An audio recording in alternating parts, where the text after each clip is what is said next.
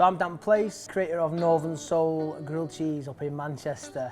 Started 2014 doing street food. The brand is UK's first grilled cheese restaurant, and that is pretty much taken from Mum's famous Breville toasties back in the day as a kid. So we took that simple style of toasty and then give it like the American style grilled cheese vibe. I mean, at the start we were proper meat, you know, the bigger the better the badder, and then we quite quickly realised that the vegetarian market for us was huge.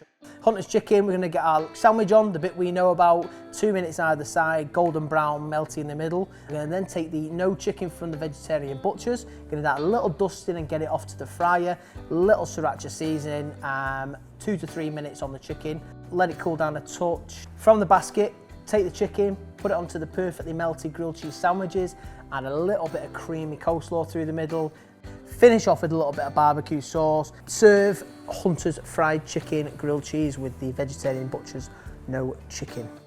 My opinion of plant-based meat 3-4 years ago is a different question.